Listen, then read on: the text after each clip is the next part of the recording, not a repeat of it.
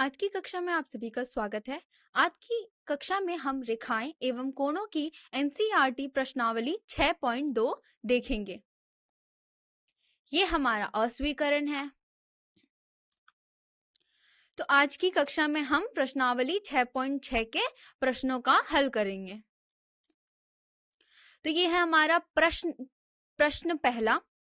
इसमें आपको आकृति 6.23 दी गई है। इसमें कहा गया है कि यदि AB रेखा CD के समानांतर है और CD रेखा EF के समानांतर है और Y और Z का अनुपात 3:7 दिया गया है, तो हमें X कोण का मान ज्ञात करना है। तो यहाँ पे ये आकृति दी गई है और कुछ जानकारियां भी दी गई है और हमें X के कोण का मान ज्ञात करना है। तो चलिए इसका हल देखते हैं। तो सबसे पहले दी गई जानकारी से प्रारंभ करते हैं। तो पहली दी गई जानकारी क्या है कि कोणों के बीच का अनुपात, कौन से कोण, Y और Z के कोणों का अनुपात हमें दिया गया है 3:7 और हमें दिया गया है कि रेखाएं AB CD के समानांतर है और CD EF के समानांतर है। और हमें पता है कि एक ही रेखा के समानांतर रेखाएं एक दूसरे के समानांतर होती हैं और यहाँ पे AB और EF जो है वो एक ही रेखा CD के समानांतर है, अर्थात AB भी EF के समानांतर होगी। मतलब ये तीनों ही रेखाएं आपस में समानांतर होगी। AB CD के समानांतर है, CD EF के समानांतर है, तो मतलब ये तीनों ही रेखाएं एक दूसरे के समानांतर हैं। और हमें ज्ञात क्या करना है? हमें कोण X का मान ज्ञात करना है। तो चलो प्रारंभ करते हैं। तो हमारे पास दी गई जानकारी है कि Y और Z का अनुपात कितना है? 3:7। अब हम इसका इस्तेमाल करेंगे।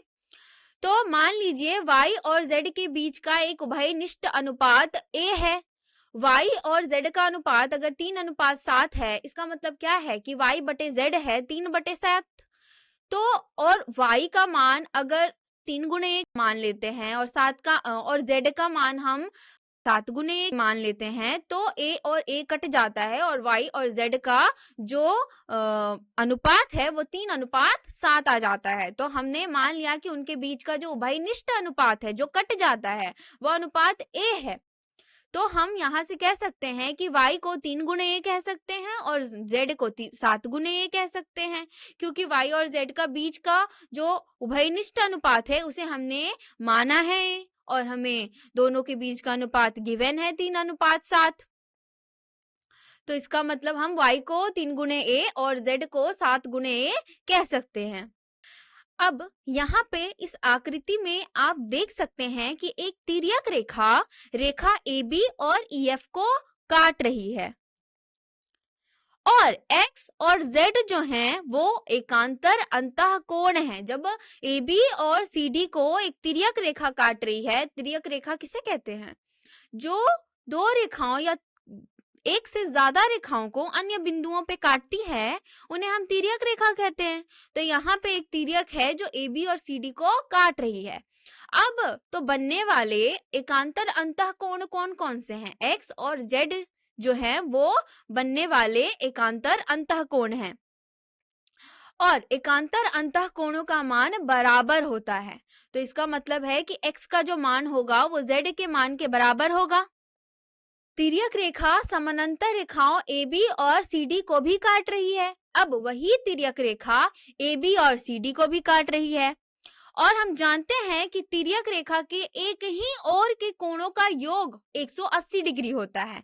अब यहाँ पे AB और CD इन दोनों समानांतर रेखाओं को आप देखोगे, जब इन्हें तिर्यक रेखा काट रही है तो जो कोण बन रहे हैं X और Y, ये दोनों कोण तिर्यक रेखा के एक ही ओर स्थित हैं और हमने तिर्यक रेखा के गुणों में ये पढ़ा था कि जो कोण एक ही ओर स्थित होते हैं उन कोणों का योग 180 डिग्री होता है, अर्थात X और Y इन कोणों का योग भी 180 डिग्री होगा, क्योंकि ये कोण कैसे हैं? ये सह आंतरिक कोण हैं, ये तिर्यक रेखा के एक ही ओर के कोण हैं।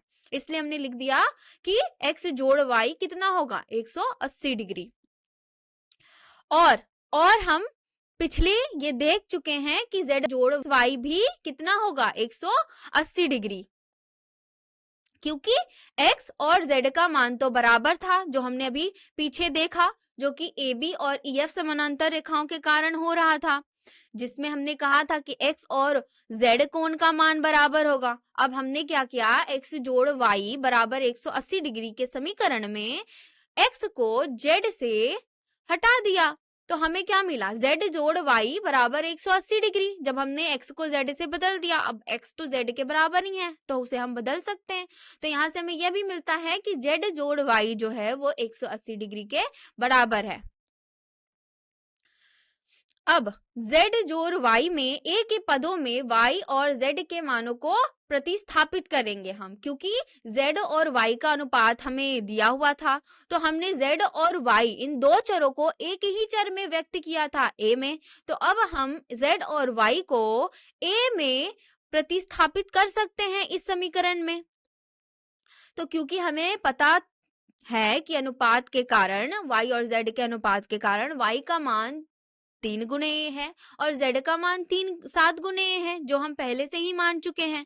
तो हमने y और z के मान को z plus y equal 180 degree में प्रतिस्थापित किया, जो हमें देता है 7 गुणे a जोड़ 3 गुणे a बराबर 180 डिग्री।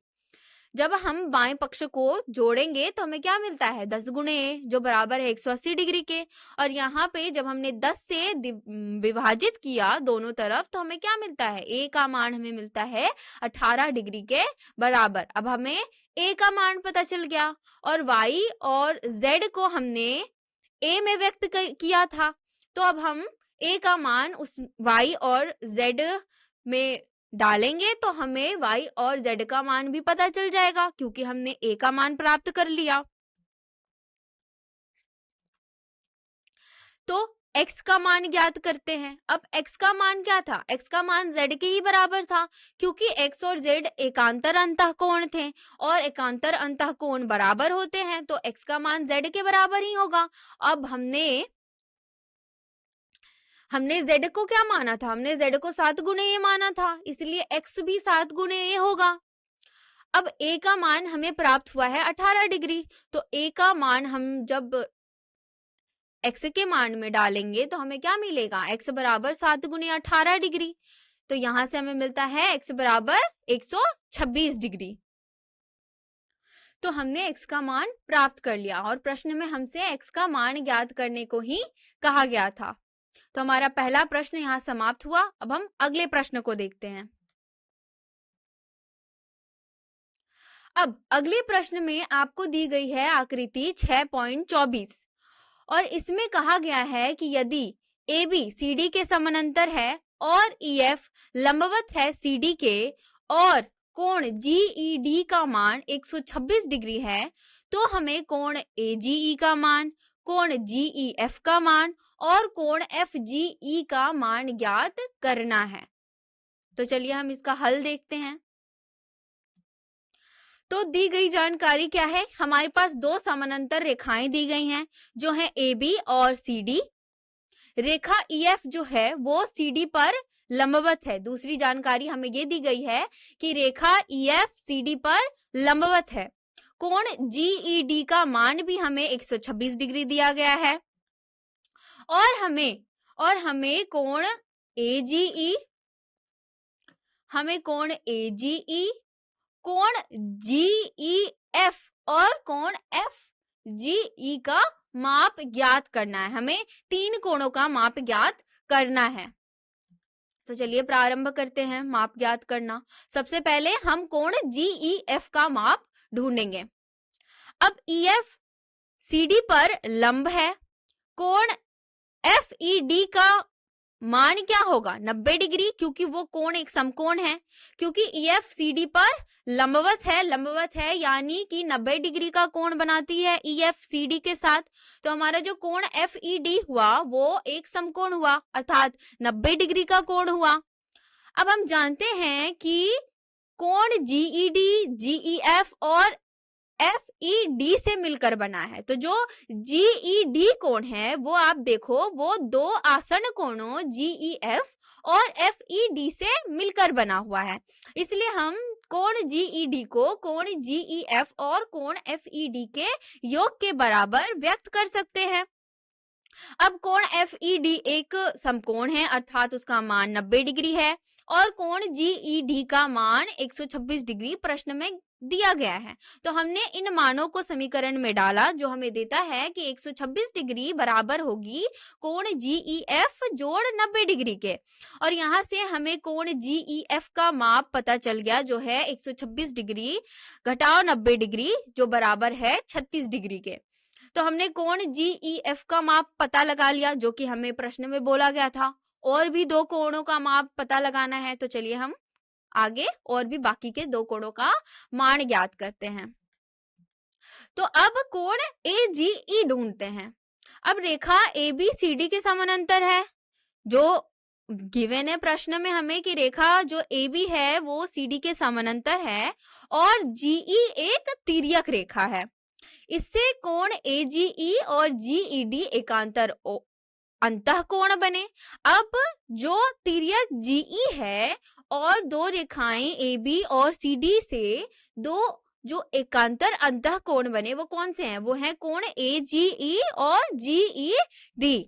और एकांतर अंतःकोण कोणों का गुण क्या होता है कि ये कोण आपस में बराबर होती हैं जब रेखाएं समानांतर हो, और यहाँ पे AB CD के समानांतर हैं, तो जो एकांतर अंतःकोण हुए वो बराबर होंगे, अर्थात कोण AGE जो होगा वो कोण GED के मान के बराबर होगा। और कोण GED का मान प्रश्न में 126 दिया गया है, तो कोण AGE का मान भी 126 डिग्री के ही बराबर होगा, क्योंकि वो एक एकांतर अंतःकोण है और एकांतर अंतःकोणों का मान बराबर होता है। तब हमने दूसरे कोण का मान भी ज्ञात कर लिया। अब तीसरे कोण का मान जो है कोण FGE। अब किरण EF रेखा AB पर स्थित है। हाँ, कोण AGE और FGE एक सीधी रेखा बनाते हैं। अब आप आकृति में देखिए, जो कोण AGE है और कोण FGE है वो एक सीधी रेखा बनाती हैं, अर्थात वे एक रैखिक युग्म है, और रैखिक युग्म के कोणों का योग जो होता है वो 180 डिग्री होता है। मतलब इन दोनों कोणों के योग कोण का योग भी 180 डिग्री होगा। इसलिए हमने लिखा है कि कोण AGE और कोण FGE का योग 180 डिग्री के बराबर है। अब कोण AGE का मान हम पहले ही ज्ञात कर चुके हैं 126 डिग्री, तो हमने इसके मान को इस समीकरण में डाला, जो देता है कि 126 डिग्री जोड़ कोण FGE बराबर 180 डिग्री। अब यहाँ से हम बहुत ही आसानी से कोण FGE का मान ज्ञात कर लेंगे। दोनों तरफ आप 126 से घटा दीजिए, जो हमें देता है कोण FGE का मान 54 डिग्री के बराबर। तो हमने तीनों ही कोणों का मान ज्ञात कर लिया। कोण AGE जो कि बराबर 126 डिग्री के, कोण GEF जो बराबर है 36 डिग्री के, और कोण FGE जो बराबर है 54 डिग्री के। तो यहाँ हमारा दूसरा प्रश्न भी समाप्त होता है। अब तीसरे प्रश्न में आपको एक और आकृति दी गई है, जो है 6.25, और इसमें आपको दिया गया है कि PQ समानांतर है ST के। कोण PQR का मान दिया है 110 डिग्री, कोण RST का मान दिया है 130 डिग्री, जो कि चित्र में भी व्यवस्थित किया गया है। तो कोण QRS का मान हमें ज्ञात करना है। हमें वो बीच वाले कोण का मान ज्ञात करना है, जो है कोण QRS। तो चलिए हल की शुरुआत करते हैं दी गई जानकारी के साथ। तो दिया गया है कि PQ समानांतर है ST के, कोण PQR का मान दिया गया है जो कि बराबर है 110 डिग्री के, कोण RST का भी मान दिया गया है जो कि बराबर है 130 डिग्री के, और हमें ज्ञात करनी है कोण QRS का मान। तो हम हल कैसे करेंगे इसे? तो हम इसे हल करने के लिए एक रेखा खींचेंगे। एक रेखा हम XY खींचेंगे सबसे पहले, जो कि ST के समानांतर होगी, और उसके बाद जो XY रेखा होगी वहां से हम दो कोणों का मान पहले ज्ञात करेंगे, QRX और SRY, और उसके बाद फिर हम इन दोनों कोणों की सहायता से QRS की गणना करेंगे। तो ये हो गया कि हम कैसे हल करने वाले हैं उस पे विचार। अब हम इसे हल करते हैं, मतलब हम सबसे पहले वो समानांतर रेखा खींचते हैं, कोणों का मान ज्ञात करते हैं और फिर देखते हैं कि कैसे उन दो कोणों का मान हमें मदद करता है कोण QRS को ज्ञात करने में। तो हमने रेखा XY खींचा जो ST के समानांतर है और बिंदु R से होके गुजर रही है। तो यहाँ पे आप आकृति में देख सकते हैं, यहाँ पे एक रेखा XY खींची गई है जो कि ST के समानांतर खींची गई है। हम इस तरीके से उसे खींचेंगे कि वो ST के समानांतर हो, ताकि हम इसमें तिर्यक रेखाओं के गुणों का उपयोग कर सकें। तो इसीलिए हमने समानांतर रेखा खींची है। तो XY को हमने ST के समानांतर खींचा है और वो बिंदु R से होके गुजर रही है। अब हम कोण QRX का मान सबसे पहले ज्ञात करेंगे। अब PQ रेखा जो है वो XY के समानांतर है, क्योंकि PQ ST के समानांतर थी और XY को भी हमने ST के समानांतर ही खींचा है। तो जब दोनों ही रेखाएं ST के समानांतर है तो दोनों रेखाएं आपस में भी समानांतर होगी, इसीलिए PQ XY के समानांतर है। और यहाँ पे इस आकृति में आप देख सकते हैं कि QR जो है वो दोनों ही रेखाओं PQ और XY को Q और R बिंदु पे काटती है, अर्थात वो एक तिर्यक रेखा का कार्य कर रही है। तो यहाँ पे PQ और XY समानांतर रेखा है और QR एक तिर्यक रेखा। इससे कोण PQR और कोण QRX क्रमागत अंतःकोण बने। यहाँ पे आप देख सकते हैं कि कोण PQR और कोण QRX जो है वो एकांतर अंतःकोण है और हमें पता है कि जो क्रमागत अंतःकोण होते हैं उनका योग 180 डिग्री होता है, अर्थात इन दोनों कोणों का योग भी 180 डिग्री होगा। इसलिए हमने लिख दिया कि कोण PQR जोड़ कोण QRX देंगे हमें 180 डिग्री। अब हमें प्रश्न में कोण PQR का मान तो दिया गया है 110 डिग्री के बराबर, तो उसे हमने इस समीकरण में डाला जो हमें देता है 110 डिग्री जोड़ कोण QRX बराबर 180 डिग्री। और यहाँ से हमने कोण QRX का मान प्राप्त कर लिया जो हमें मिला 70 डिग्री। तो हमने अपना कोण QRX निकाल लिया। अब हम निकालेंगे कोण SRY का मान। अब आप देख सकते हैं आकृति के दूसरी तरफ ST और XY भी आपस में समानांतर है और यहाँ पे सेम पिछली ही तरह SR भी एक तिर्यक रेखा का ही कार्य कर रही है, जो रेखा ST और XY को दो बिंदुओं S और R पे क्रमशः काट रही है। तो SR रेखा एक तिर्यक की तरह कार्य कर रही है। तो इससे यहाँ पे भी सह आंतरिक कोण बन रहे हैं जो है कोण RST और SRY, और हमें पता है कि इन कोणों का योग हमेशा 180 डिग्री होता है। तो हमने दोनों कोणों के योग को 180 डिग्री के बराबर व्यक्त किया और हमें प्रश्न में कोण RST का मान प्राप्त है 130 डिग्री। तो हमने कोण RST के मान को इस समीकरण में व्यवस्थित किया जहां से हमें मिलता है 130 डिग्री जोड़ कोण SRY बराबर 180 डिग्री, और यहाँ से हमने कोण SRY का मान प्राप्त कर लिया जो कि हमें मिला 50 डिग्री। अब हम निकालेंगे कोण QRX का मान जो कि प्रश्न में हमसे पूछा गया था। अब एक सीधी रेखा पर कोण को हम देखेंगे।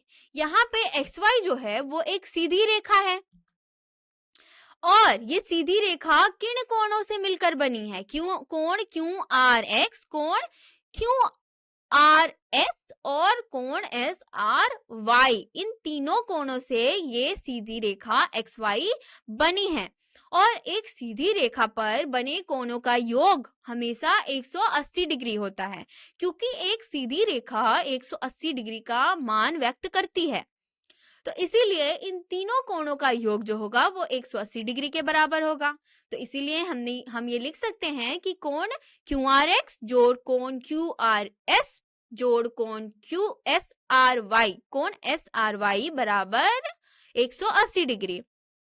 अब हमने कोण QRX और कोण SRY का मान तो पहले ही ज्ञात कर रखा है। अब हम उन मानों को इस समीकरण में व्यवस्थित करेंगे और कोण QRS का मान ज्ञात कर लेंगे। अब यहाँ हमने कोण SRY को 50 डिग्री डाल दिया और कोण QRX को 70 डिग्री डाल दिया समीकरण में, तो जो हमें देता है कि 70 डिग्री जोड़ कोण QRS जोड़ 50 डिग्री बराबर 180 डिग्री।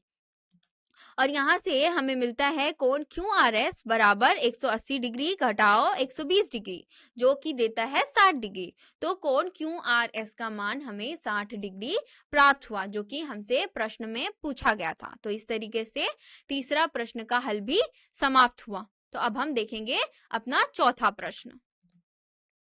तो चौथे प्रश्न में आपको दी गई है आकृति 6.26 और इसमें कहा गया है कि यदि ABCD के समानांतर है, कोण APQ का मान 50 डिग्री है और कोण PRD का मान 127 डिग्री दिया गया है, तो हमसे X और Y का मान ज्ञात करने को कहा गया है।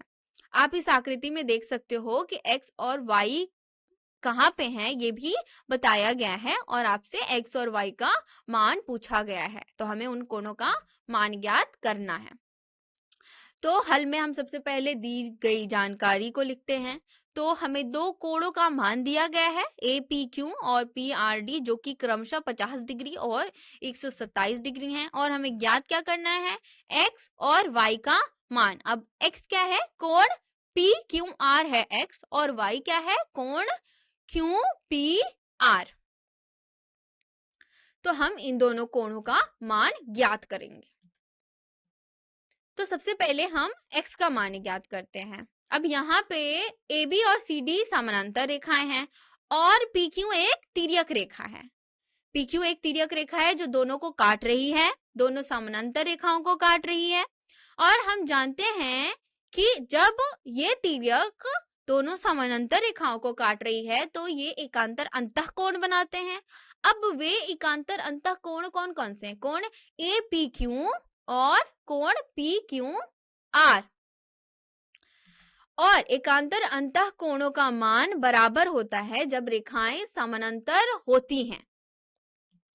तो हम कह सकते हैं कि कोण APQ जो होगा वो बराबर होगा कोण PQR के। और कोण PQR क्या है, आकृति में कोण PQR ही तो X है, अर्थात X बराबर होगा कोण APQ के।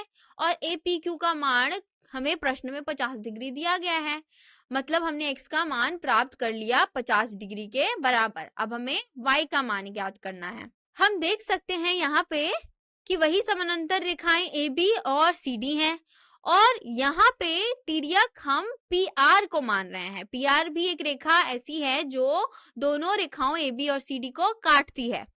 तो PR यहाँ तिर्यक की तरह कार्य कर रही है और ABCD समानांतर रेखाएं हैं। और APR और PRD ये दोनों कैसे कोण है, ये दोनों हैं एकांतर अंतःकोण जो कि तिर्यक PR और समानांतर रेखाएं AB और CD से बनी हैं। और हमें पता है कि एकांतर अंतःकोण बराबर होते हैं जब रेखाएं आपस में समानांतर हों, अर्थात ये दोनों कोण APR और PRD आपस में बराबर होंगे। अब कोण APR आप देख सकते हो दो आसन कोणों का योग है, पहला 50 डिग्री और दूसरा Y। कोण APR इन दो कोणों का योग है। तो हमारे पास कोण APR बराबर है कोण PRD के, क्योंकि ये दोनों एकांतर अंतःकोण हैं। अब कोण APR को हमने दो आसन कोणों में के योग में व्यक्त कर दिया, कोण APQ और Y, क्योंकि इन दोनों कोणों के योग से ही कोण APR बना है जो कि बड़ा वाला कोण है, ये बराबर होगा कोण PRD के। अब कोण APQ का मान तो 50 डिग्री दिया गया है और Y का मान हमें प्राप्त करना है और कोण PRD का मान भी 127 डिग्री दिया गया है। अब यहाँ से हम Y का मान बहुत ही आसानी से इस समीकरण से प्राप्त कर सकते हैं। तो Y क्या होगा, 127 डिग्री घटाओ 50 डिग्री जो देता है 77 डिग्री। अर्थात y का मान है 77 डिग्री। तो x का मान हमने प्राप्त किया 50 डिग्री और y का मान हमने प्राप्त किया 77 डिग्री। तो इस तरीके से यह प्रश्न भी समाप्त हुआ x और y के मान के साथ। तो अब हम देखेंगे प्रश्न 5वां। इस प्रश्न में भी आपको एक आकृति दी गई है 6.27। इसमें PQ और RS दो दर्पण हैं। यहाँ पे जो PQ और RS है वो रेखाएं नहीं है, यहाँ पे वे दो दर्पण हैं जो एक दूसरे के समानांतर रखे गए हैं, पर ये दोनों दर्पण भी एक दूसरे के समानांतर हैं। एक आपतित किरण AP दर्पण PQ से B पर टकराती है और परावर्तित पथ BC के अनुदिश चलती है और दर्पण RS से C पर टकराती है और फिर CD के अनुदिश परावर्तित हो जाती है।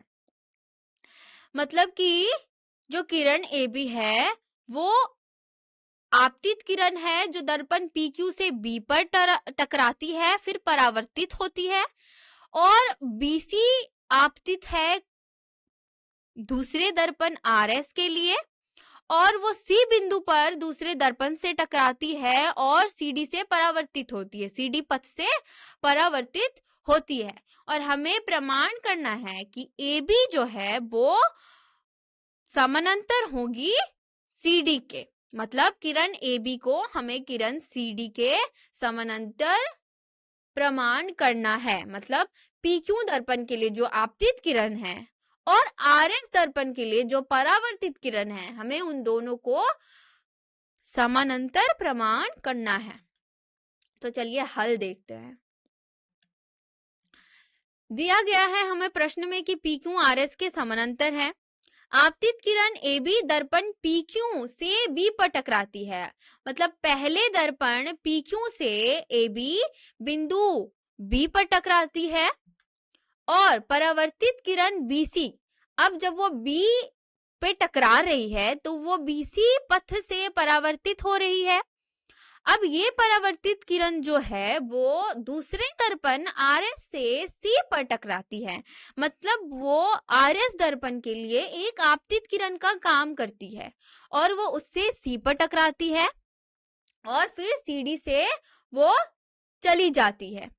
तो हमें यह सिद्ध करना है कि AB जो है वो किरण CD के समानांतर है। तो अब हम सबसे पहले लंबवत रेखाएं खींचेंगे।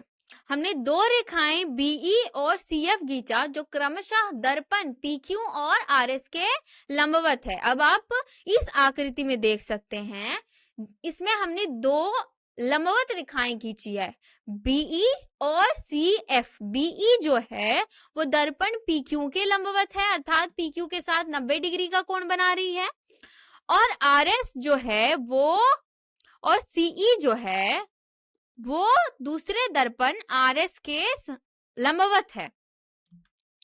दर्पण PQ और RS समानांतर हैं, इसलिए रेखाएं BE और CF भी समानांतर होंगी। अब क्योंकि जो हमारे दर्पण हैं PQ और RS ये एक दूसरे के समानांतर हैं और हमने जो दो रेखाएं खींची वो हमने लंबवत खींची है इन दर्पणों के, तो अर्थात वो जो दो रेखाएं होंगी वो भी तो एक दूसरे के समानांतर ही होंगी। अर्थात BE जो रेखा है वो CF के समानांतर है। अब हम जानते हैं कि जब प्रकाश दर्पण से परावर्तित होता है तो आपतन कोण परावर्तन कोण के बराबर होता है। यह एक मौलिक गुण है। आपतन कोण हमेशा ही परावर्तन कोण के बराबर होगा। इसका मतलब है कि जब प्रकाश की एक किरण दर्पण से टकराती है तो दर्पण से टकराने से पहले का कोण जो वो अभिलंब के साथ बनाती है और ठीक उतना ही कोण वो टकराने के बाद भी बनाएगी।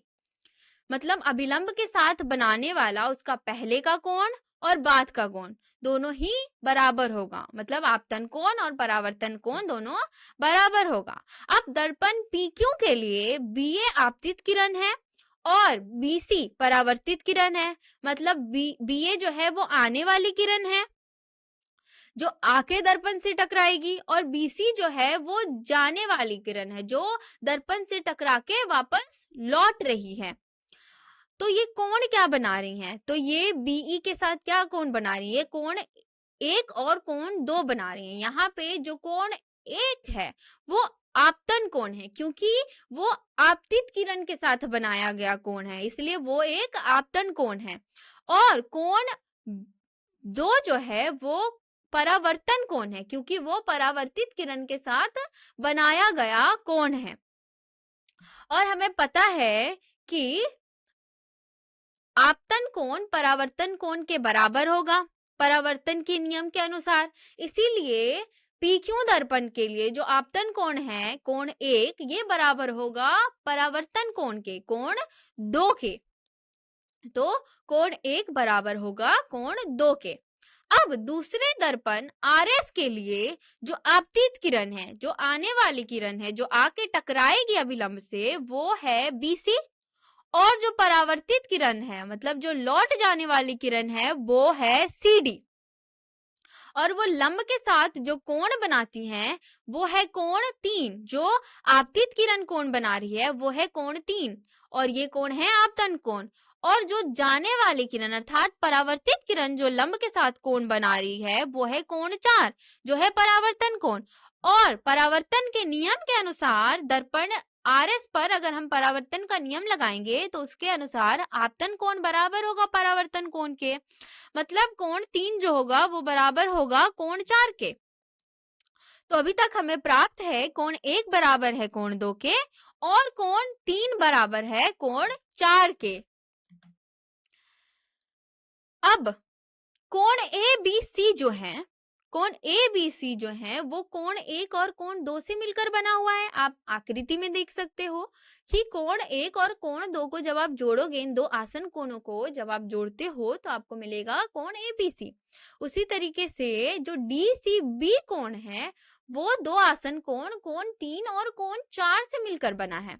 तो हम लिख सकते हैं कि कोण ABC को कोण A और 2 का योग और कोण DCB को कोण 3 और कोण 4 का योग। अब BE और CF समानांतर रेखाएं हैं। ये समानांतर रेखाएं हैं जो हम पहले ही देख चुके हैं कि क्यों। और BC जो है वो एक तिर्यक रेखा है। तो एकांतर अंतःकोण जो होंगे वो बराबर बनेंगे। तो जब BE और CF इन दो समानांतर रेखाएं और जब आप तिर्यक लोगे BC को तो जो एकांतर अंतःकोण बन रहे हैं जो कि है कोण 2 और कोण 3, ये एकांतर अंतःकोण बराबर होंगे जो कि तिर्यक रेखा का नियम है। इसके अनुसार एकांतर अंतःकोण बराबर होते हैं, पर इसके लिए जो रेखाएं हैं BE और CF इनका समानांतर होना बहुत आवश्यक है। अगर ये समानांतर नहीं है तो हम नहीं कह सकते कि एकांतर अंतःकोण बराबर है। अब क्योंकि ये समानांतर है तो एकांतर अंतःकोण बराबर होंगे, तो इसीलिए कोण 2 और कोण 3 बराबर होंगे। तो हमने लिख दिया कि कोण 2 बराबर है कोण 3 के। अब कोण 1 बराबर है कोण 2 के और कोण 3 बराबर है कोण 4 के, जो कि हमने परावर्तन के नियम से देखा था। और साथ ही साथ हमने ये भी देखा कि एकांतर अंतःकोण जो बने कोण 2 और कोण 3 वो भी बराबर हैं। अब ये हमें निष्कर्ष क्या देता है कि चारों ही कोण बराबर हैं, क्योंकि कोण 1 बराबर है कोण 2 के, कोण 2 बराबर है कोण 3 के और कोण 3 बराबर है कोण 4 के। तो इसका मतलब है कि चारों ही कोण आपस में बराबर हैं। अब हमारे पास आ गए कि हमारे चारों कोण आपस में बराबर हैं। तो कोण ABC जो कोण 1 और कोण 2 का योग है वो भी तो बराबर होगा कोण DCB के जो कि कोण 3 और कोण 4 का योग है। तो हमें मिला कि कोण ABC बराबर है कोण DCB। तो तिर्यक रेखा BC द्वारा बनाए गए एकांतर अंतःकोण ABC और DCB ये बराबर हुए। तो जब आप तिर्यक रेखा देखोगे BC और दो किरणें AB और CD को देखोगे तो आपको पता चलेगा कि इनके द्वारा बनाए गए जो एकांतर अंतःकोण हुए ABC और DCB ये हमें बराबर प्राप्त हुए। और जब एकांतर अंतःकोण बराबर होते हैं तो वे रेखाएं जिनके बीच वे हैं उनको समानांतर होना चाहिए। मतलब जब भी एकांतर अंतःकोण बराबर होते हैं तो रेखाएं जिनके बीच वे बन रहे हैं वे भी आपस में समानांतर होती हैं। अर्थात जो रेखाएं यहाँ पे कौन कौन सी थी, ए बी और सी डी थी, वे भी आपस में समानांतर होंगी। इसका मतलब है कि ए बी समानांतर होगा सी डी के। यही हमें प्रश्न में सिद्ध करने को कहा गया था। तो हमने सिद्ध कर दिया कि ए बी जो किरण है वो सी डी किरण के समानांतर है। तो इस तरीके से हमारा 5वां प्रश्न भी समाप्त हुआ। तो उम्मीद है आपको ये 5 ही प्रश्न समझ में आए होंगे। धन्यवाद। आज की कक्षा के लिए बस इतना ही। अब हम आगे दूसरी कक्षा में फिर से मिलते हैं।